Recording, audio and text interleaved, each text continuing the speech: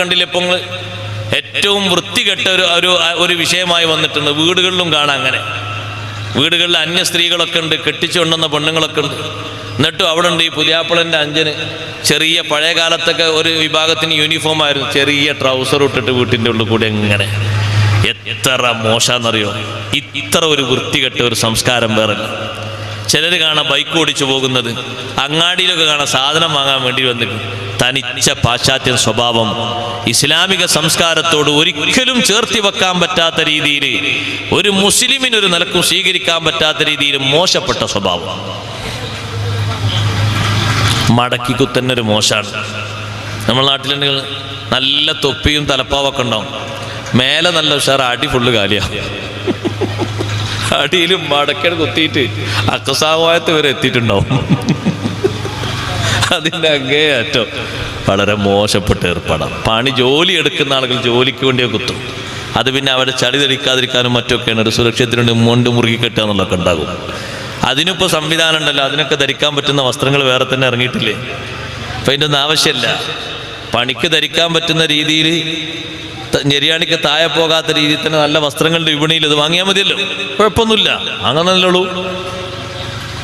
മുണ്ട് മടക്കി കുത്തി അപ്പുറത്ത് അങ്ങേയറ്റം കാണിച്ചെങ്കിലേ പണിയാകൊള്ളുന്നുണ്ടോ? അതിനേക്കാളും മോശമാണ്. വീട്ടിലൊക്കെ അന്യ സ്ത്രീകൾ മാത്രമല്ല, സ്വന്തം പെങ്ങന്മാർ ഉണ്ട്, ഉമ്മയുണ്ട്. അവരിടയിലേക്കൊക്കെ ഈ നിക്കർ ഇട്ടിട്ട് ഇങ്ങനെ നടക്കുന്നത് വളരെ മോശപ്പെട്ട സ്വഭാവം.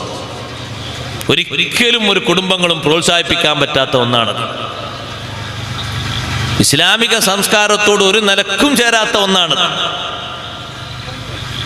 ഇനിയിപ്പോൾ അതിന് ഏതെങ്കിലും ഒരു മസല പറയുന്ന ആളുണ്ടാകും, സംഗതി വലിയ കുലുമാൽ തന്നെ. ഏതെങ്കിലും അത് വലിയ പ്രശ്നമൊന്നുമല്ല, കാരണം അത് ഔറത്തല്ല എന്നോ അഭിപ്രായം ഉണ്ടല്ലോ, അങ്ങനെ പറയാൻ കുറേ ആൾക്കാർ. അഷ്റഫുൽ ഖൽഖ് സല്ലല്ലാഹു അലൈഹി വസല്ലം തങ്ങൾ നേരിട്ട് പറഞ്ഞില്ലേ സ്വഹാബിയോട്, കാലിൻ്റെ തൊടഭാഗം മറക്ക്, അത് ഔറത്താണ്.